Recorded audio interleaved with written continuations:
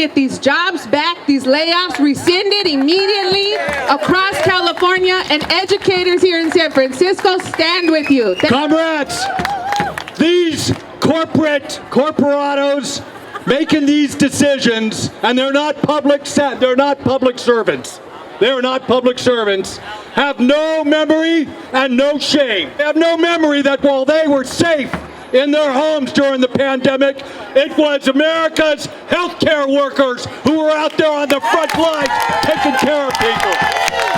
But the attacks on our public institutions aren't just coming from Washington. They're coming from Sacramento in this so-called blue state. We were just out here getting arrested a couple months ago, and those neoliberal Democrats in Sacramento still haven't got the message. The answer isn't to cut services and lay people off. The answer is to raise money and tax the goddamn billionaires. My name is Brandon Antoine, and I'm out here because I got laid off as well. So I'm out here trying to fight for my job back, solidarity, and just get everybody back on one accord and work with my patients, because patient care is more important. There are layoffs when people are waiting in line at UCSF. How can they be laying off when people need care and they don't have enough staff? It was a big surprise, a big shock. No one noticed that we were getting laid off. There was no notice sent, no anything sent at all. So it's a big shock, big surprise. And UC is a very rich institution. They're buying all these hospitals. What do you think about that? I mean, where the money's going?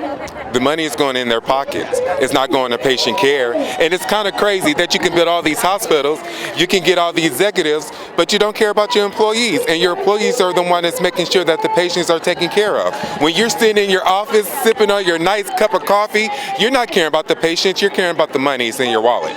And Mike Casey from the San Francisco Labor Council was saying that the billionaires in California should be paying for health care, should be paying for these things. What do you think about that?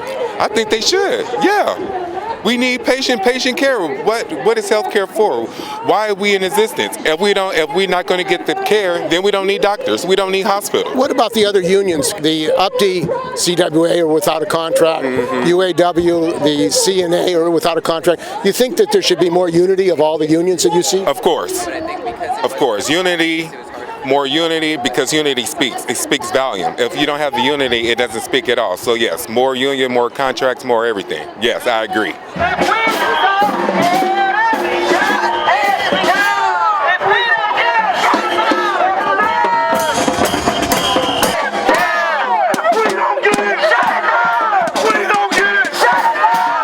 I like your drumming. Thank you. What's your name? Tiani. She's here with me. I'm her grandmother, and she's here to support with the layoffs and everything. So she knew that we were having a strike today, and she asked me if she could attend, and I was glad that she did. And I'm glad. It's your future. Yes, her first strike, and she enjoyed it, and I enjoyed watching her. So. And what are the issues really facing UC workers and AFSCME? Layoffs, and for the hospitality, I'm a hospitality worker. Our health care privileges, they went up on our health care prices, and so it's kind of hard for us. You know, we're already paying a lot for our health care. In a hospital workers are paying for health care. Exactly. So it's kind of scary. It's making us not, want to go to the doctor to get checked, even though we have to. It's just so high now. Our co-payments are high, real high.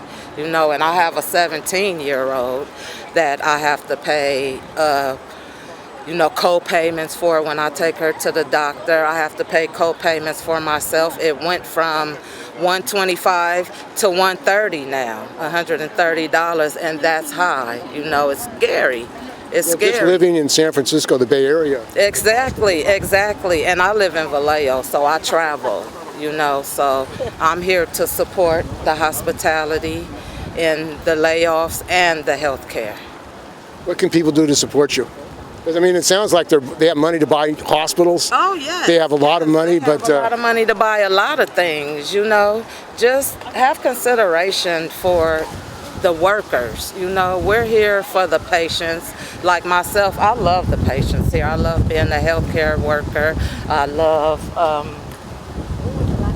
talking to the patients. You know, we get patients from everywhere, you know, all across the world. So I like meeting new people. I like my job. I just hope they get it together because I don't want to leave and I need it. You know, I need it. My name is Nancy Reiko Kato. I'm AFSCME 3299 retiree. Also, I'm with the Freedom Socialist Party and a longtime union activist. So they've been laying off workers here. They're buying hospitals in San Francisco. What's going on? Well, it's just about, you know, for the administration and the management of UC, it's supposed to be a public entity, but really it functions like a profit-making system. And the way they, you know, find some extra money to buy all those extra hospitals is by laying off people, is by, you know, stalling on contract negotiations. I think it's been the contract expired last year and they're still in contract negotiations. UC's not offering anything that keeps up anywhere close to the cost of living. So again, you know, it's particularly heinous because they're a public institution. Do you think they're being privatized, corporatized? I think they are in terms of when you look on who's the Board of Regents. The Board of Regents are hand-picked people who generally represent big businesses. So they're the ones running the university. Plus, we've already outsourced our pension fund and our investments. Who did that? That was, I can't remember who it was, but I remember when I've worked for UC for decades, but I remember the name of the previous controller of UC. Her name was Patricia Small, and this is probably back in the 80s, where she raised the call of alarm to say, do not contract out our pension fund. And for that, she got fired or ended up resigning. I can't remember which, but they basically forced her out. But, you know, why would anybody know her name if not for her whistleblowing? The Regents, who are privatizing the university, what do you think about who they represent at this point? Because Mike Casey was saying they got to tax the billionaires.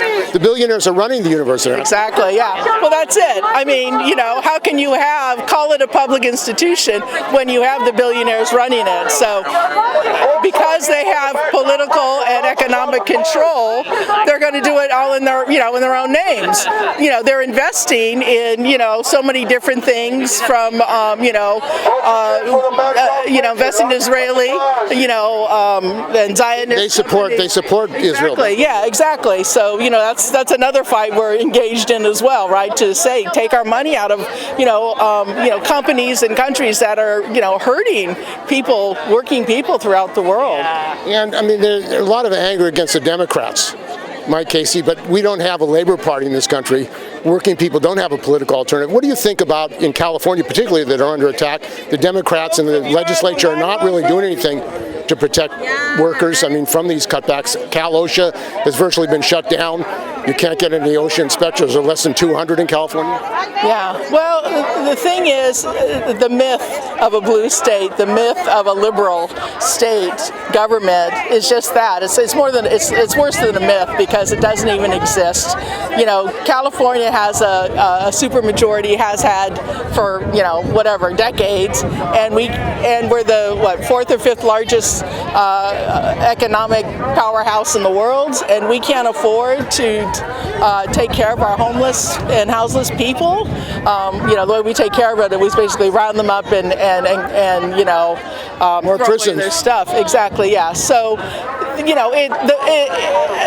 Democrats represent the capitalists, right, who are in power. So of course, because they represent and have the power at this point in time, that they're going to do everything, especially with failing capitalism, going to do everything to grab as much as they can. And grabbing as much as they can means our lives are drastically affected. They don't need to lay off 144 people in the UC system, frontline people. You're not saving any money, really. So well, there are massive cutbacks with Medicaid coming. Also, Medicare is being privatized, Medicare Advantage. Why is AFSCME and these national unions supporting Medicare Advantage programs when they actually further privatization of Medicare? Well, I think it's just going along with the status quo, because really what the unions, who have the power and the resources and the experience to organize, they could be doing nationalized health care, right? Why not? That should be. Why do we have to keep fighting these little battles, which are, major battles, but they aren't, we're just trying to save a piece of something, when, again, the resources there, they just need to be redistributed. And as soon as not going to happen under the Democrats? Not under the Democrats, but again, I think, organized labor needs to stop supporting the Democrats and going along and saying, okay, fine, we will provide the voters for you. Let's take those union resources and turn it around and say, let's organize for, free health care for all. Let's organize for, jobs for all, job training programs, homes for all those things. All you got to do is change your focus. I mean, granted, it's a qualitative change, but it's not that it can't be done. And there are a lot of unions here that are up in negotiations. UPTE CWA is fighting for a contract. The UAW contract is coming up. The nurses contract is coming up.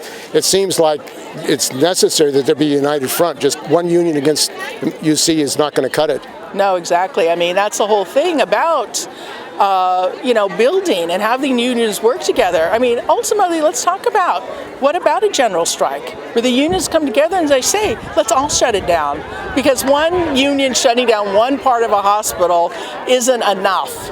And the other thing is, a general strike actually probably wouldn't last that long if you have everybody out, because showing we're serious. Well, in California, with the attacks in California, education, healthcare, there's a massive attack, and the raids on immigrants who do the work in California. Exactly, yeah, no, we're seeing it. But what we're also seeing too, which is exciting, is that people are standing up and doing things, right? They're fighting back. I just read something in LA that the tow truck drivers are driving around, and when they see an ICE vehicle illegally parked, they'll tow them. The bus drivers in LA are basically saying no ICE on the buses because, it's a contractual issue. We can't have these people come on the buses. So again, people are being very creative and also taking important stands to defend, in the case of what's happening in LA, immigrants. We know for years that you, the workers here, have been telling the truth. You have warned that UC's poor decisions hurt patient care. And instead of fixing the problem, UC is buying more hospitals, outsourcing jobs, and hiring more high-paid executives. And we say it's time to put an end to that.